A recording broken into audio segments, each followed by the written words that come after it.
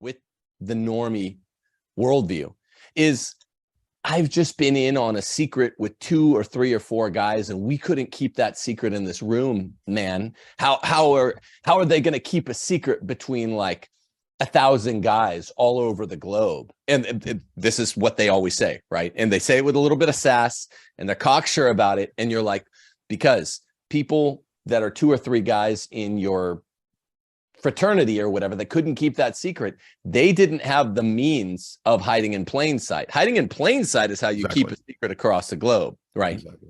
Absolutely. Yeah, you nailed it right there.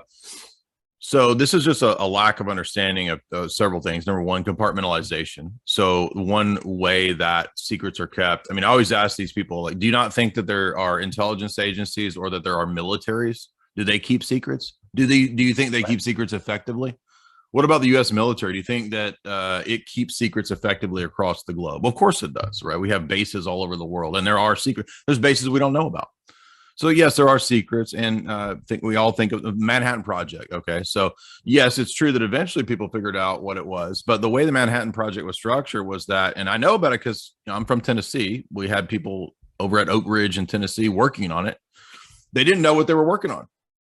They would be working on a little part of something, right? And it was top secret. It was compartmentalized. Yeah. So they didn't know the overall project.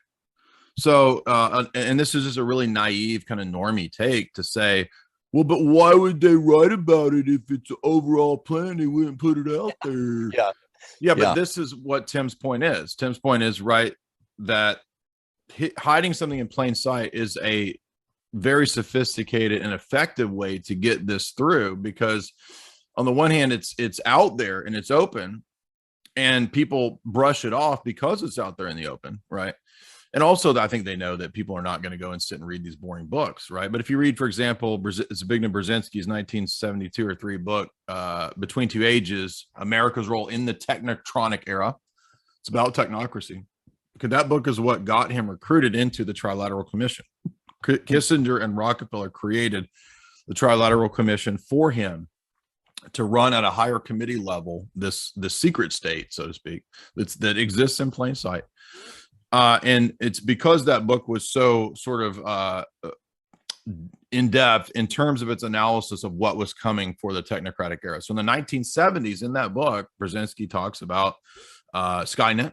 He talks about GMOs. He talks about mutating humans with GMOs and all kinds of nefarious chemical concoctions. He talks about weather weapons. He talks about ELF, VLF technology, all the stuff that people even nowadays think is, well, it's crazy, fringe. It's in Brzezinski's book in the 70s. And so that's why he went to work at a high level for these people. And then, if you don't know, Brzezinski was running all kinds of Cold War operations. He's the one that was under Carter, recruiting and using the Mujahideen freedom fighters that would later become Al Qaeda. I mean, so he plays a huge role. He was there consulting throughout the entire Obama administration. So this is a very high level Kissinger kind of guy. And if you think that Kissinger, Brzezinski, don't call the shots, you're just out to lunch. You have no idea what's going on. And because they write in their books, right, and have for so many years, that's what's amazing to me. So what these people are positing from that normie standpoint is really just ignorance of actual power structures, how they run, how they operate, like intelligence agencies or the military. They operate with secrecy, right? And they compartmentalize the information. And they also know, as you said, that, over time, this information will come out. And so the best way to have this kind of thing going is to have public people that are part of private meetings that have a public face, but they also have private meetings, steering committees.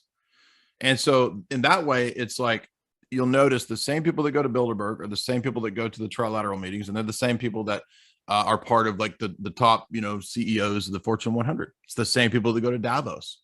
Yep. The same people that go to these, and their meetings are private, but their operations and they have a public arm and a public media presence and propaganda. So that's how it works, and it's very effective.